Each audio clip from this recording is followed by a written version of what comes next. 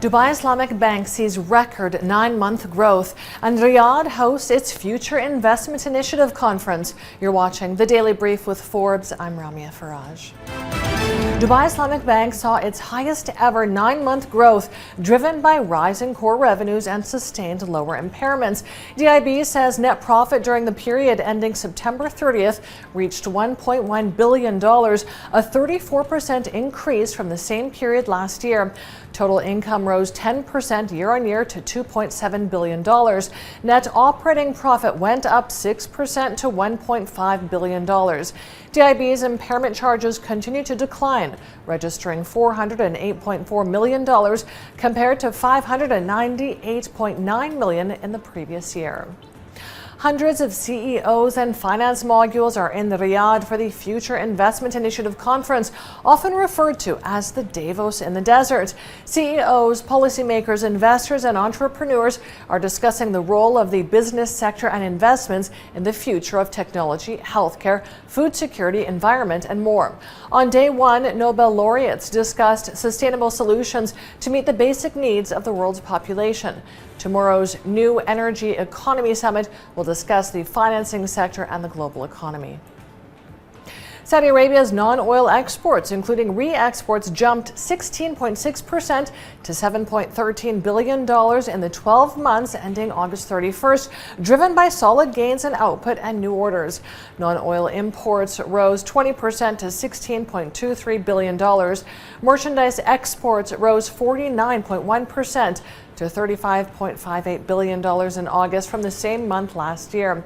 This was underpinned by the whopping increase of 60.2%, or $10.7 billion in oil exports. Oil exports comprise 79.9% of the kingdom's total exports in August, up 5.5 percentage points from August last year. The UAE has a new prop tech startup, Crypto. Crypto.com is a one-stop destination that brings buyers, investors, homeowners, and agents together. It simplifies the property ownership journey and offers personalized advice from business development, sales, and mortgage executives.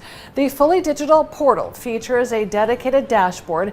Instant approvals and commissions will be dispersed through the portal itself.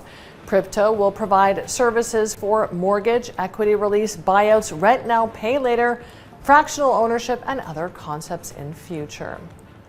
Safety leadership is in focus at the International Air Transport Association's Safety Conference, which opened today in Dubai.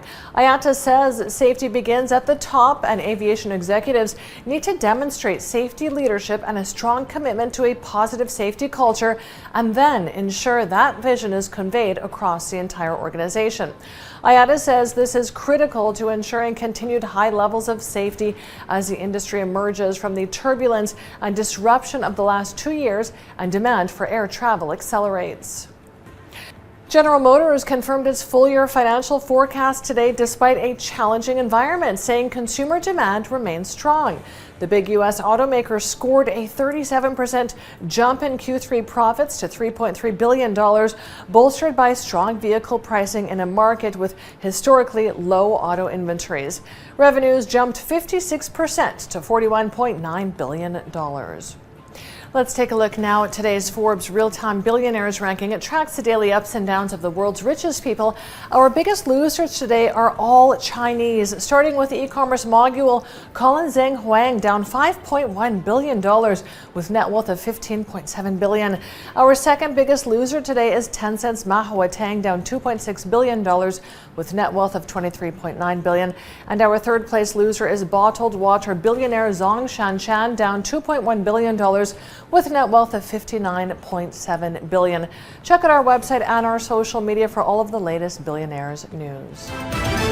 Meta says it's resolved a major WhatsApp outage that prevented many of its billions of users from connecting or sending messages. Meta says it's fixed the issue and apologizes for any inconvenience. Social media users said they had been unable to connect to the app or send any messages. The hashtag WhatsAppDown was one of the most trending on Twitter across the world today, while millions of messages on Instagram also flagged the outage.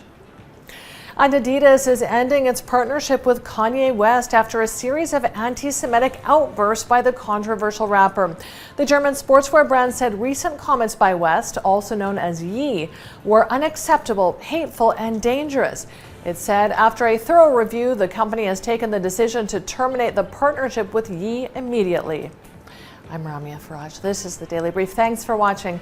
See you tomorrow.